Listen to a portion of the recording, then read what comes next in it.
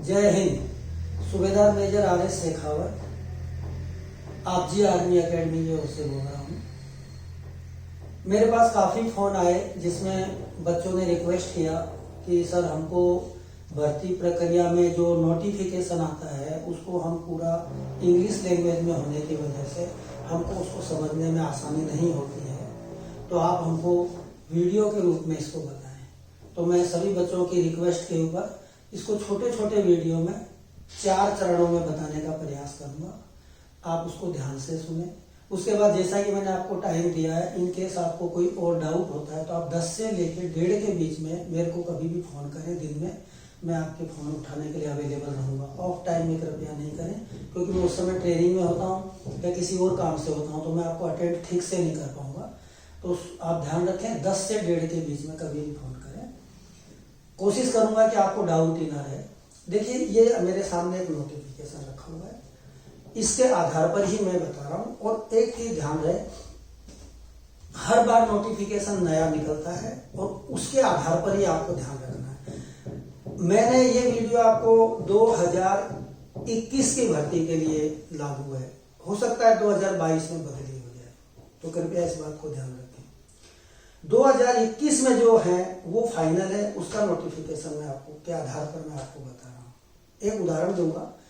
पहले क्या होता था कि सेना में जो दौड़ होती थी वो 4 ग्रुप होते थे, लेकिन अभी लेटेस्ट जो है 2 ही ग्रुप है।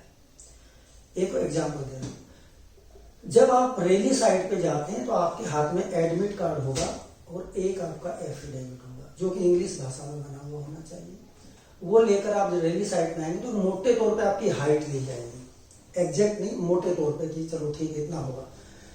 सोल्जर जीडी में 168 हाइट होना चाहिए। गुजरात की बात कर रहा हूं मैं इस समय।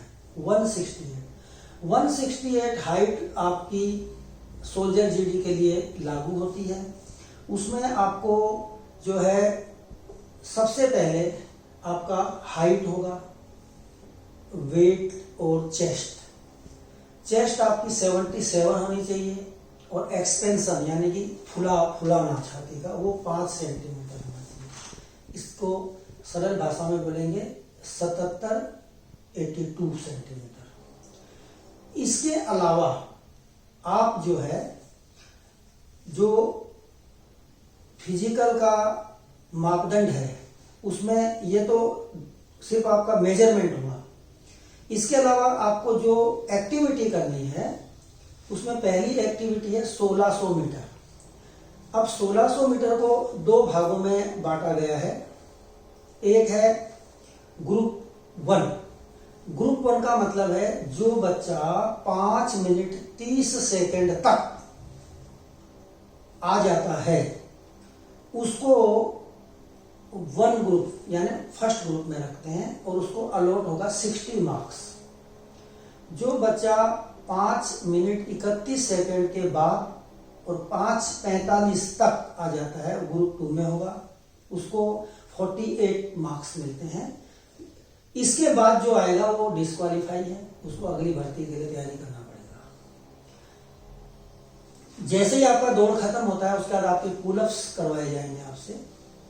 पुलअप्स में 10 पुलअप्स करने का कोशिश करना है। एक पुलअप्स का मोटे तौर पे 4 नंबर अलॉट होता है, तो आपको 10 पुलअप्स में 40 नंबर मिलेंगे। लेकिन ध्यान रहे कि 6 पुलअप्स से अगर कम आपने किया तो आप डिस्क्वालीफाई होंगे और 6 पुलअप्स के आपको सिर्फ 16 नंबर ही मिलेंगे।